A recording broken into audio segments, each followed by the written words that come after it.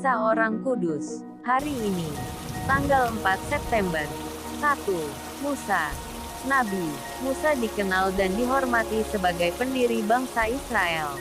Ia dipilih Yahweh, Allah Abraham, Ishak dan Yakub, untuk memimpin kaum keturunan Abraham keluar dari penindasan Firaun di Mesir, dan selanjutnya bersama mereka membawakan kurban persembahan kepada Allah di Gunung Sinai.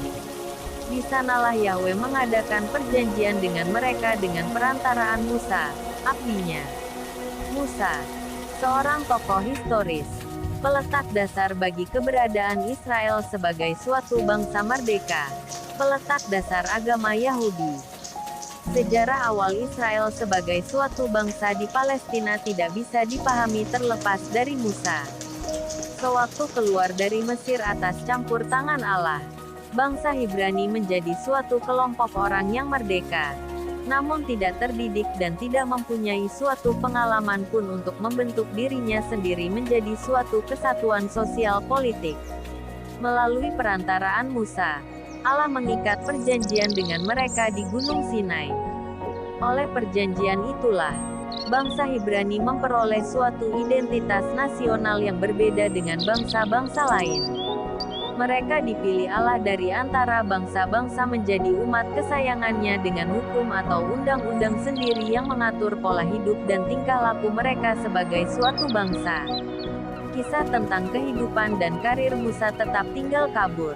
Satu-satunya sumber informasi terpercaya hingga sekarang adalah kitab suci, khususnya kitab Keluaran, yang ada dalam bilangan kitab Pentateuch. Di sana Musa dilukiskan sebagai tokoh utama peristiwa keluarnya bangsa Israel dari Mesir, dan pengembaraan mereka di padang gurun selama 40 tahun. Ia dibesarkan di dalam dua lingkungan budaya yang berbeda, yakni Mesir dan Midian. Namanya kemungkinan diturunkan dari sebuah kata kerja bahasa Mesir, yang berarti, dilahirkan. Tradisi Kitab Suci. Keluaran bab 2 ayat 1. Yosua bab 24 ayat 5, mengatakan bahwa ia dilahirkan di Mesir dari sebuah keluarga Ibrani, dan kemudian dibesarkan di lingkungan istana Firaun. Di dalam istana itu, dia dididik dalam segala hikmat orang Mesir dan ia berkuasa dalam perkataan dan perbuatannya. Namun pendidikan ala Mesir di istana Firaun itu nampaknya tidak merusak ikatan batin dengan orang sebangsanya. Sudah hampir dipastikan bahwa adat istiadat yang diwariskan Allah Abraham, Ishak dan Yakub itu diketahuinya di Mesir. Kecuali itu, tradisi kitab suci pun mengatakan bahwa ia menghabiskan sebagian besar hidupnya di daerah Midian, bagian timur Mesir. Midian adalah tempat pengungsiannya setelah ia membunuh mandor Mesir yang menganiaya orang-orang sebangsanya. Di sana ia menemukan kembali tradisi nenek moyangnya yang tetap tidak berubah oleh pengaruh-pengaruh Mesir. Keluaran bab 4 ayat 24-26. Alkitab menghubungkan peristiwa pengungsian itu dengan peristiwa pewahyuan Yahweh, dan panggilan atas dirinya untuk mengemban tugas sebagai pembebas bangsa Israel dari kekejaman Firaun di Mesir. Keluaran bab 2 ayat 14 sampai dengan bab 14 ayat 20. Dengan demikian jelaslah bahwa pengungsian itu merupakan penyelenggaraan ilahi dalam rangka penyelamatan bangsa Israel. Dalam hal penulisan kitab suci, Musa dipandang sebagai pengarang kitab Pentateuch, kelima bab pertama dari Perjanjian Lama. Ini tidak berarti bahwa ia sendirilah yang menuliskan setiap kata dari kitab itu. Walaupun kebanyakan bagian kitab Pentateuch ditulis setelah kematiannya, namun dianggap sebagai tulisannya karena didasarkan pada tradisi lisan yang diwariskannya. Atas dasar itu dan juga karena ia adalah tokoh utama yang mendominasi fase awal sejarah Israel, maka seluruh kitab Pentateuch dihubungkan dengan Musa sebagai pengarangnya. Atas dasar yang sama, Musa dianggap sebagai pemberi hukum Allah kepada bangsa Ibrani. Dialah yang menetapkan patokan dasar tingkah laku bangsa Ibrani sesuai dengan kehendak Yahweh. Generasi-generasi kemudian menyesuaikan hukum itu dengan tuntutan perkembangan zaman dan pandangan-pandangan hidup baru di bawah semangat Musa. Musa tidak diizinkan Yahwe memasuki tanah Kanaan yang dijanjikan kepada keturunan Abraham, karena ketegaran hati dan ketidakpercayaan bangsa Israel kepada Yahwe. Ulangan bab 1 ayat 37-38. Tuhan hanya menunjukkan kepadanya tanah terjanji itu dari atas gunung Nebo.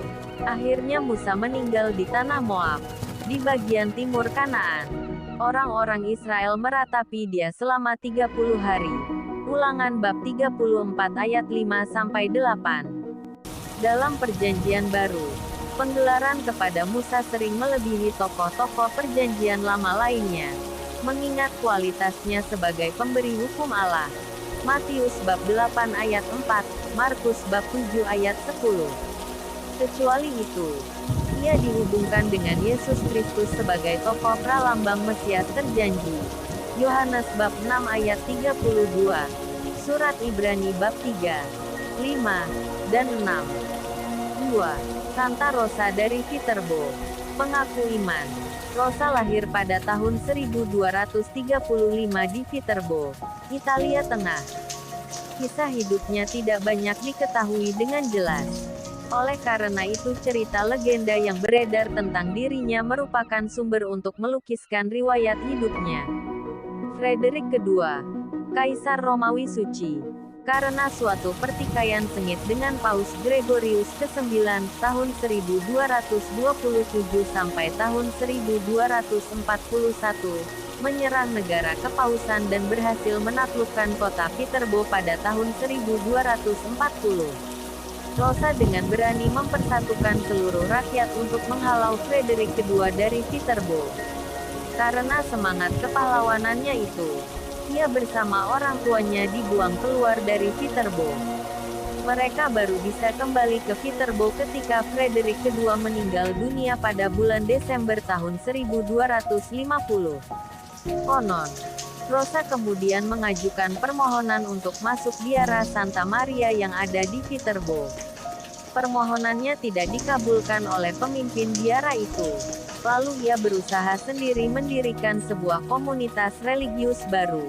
Usahanya ini pun tidak direstui oleh Paus Innocentius keempat tahun 1243 sampai tahun 1254. Karena kegagalannya itu, ia lalu memilih tetap tinggal di rumah sambil tetap menjalani suatu kehidupan bakti kepada Allah hingga kematiannya pada tanggal 6 Maret tahun 1252. Kesalehan hidupnya diakui oleh gereja, hingga jenazahnya dimakamkan dalam gereja Viterbo. Pada tahun 1357 gereja itu terbakar. Ketika makamnya dibuka, tubuh Rosa tetap awet seperti sedia kala. Oleh karena itu umat Viterbo menaruh devosi yang besar kepadanya. Setiap tahun, jenazahnya diarak melalui jalan-jalan Viterbo. Pada tahun 1457, Rosa dinyatakan kudus oleh Paus Kalistus III tahun 1455 sampai tahun 1458. Nabi Musa dan Santa Rosa dari Viterbo. Doakanlah kami, Kakarla Channel.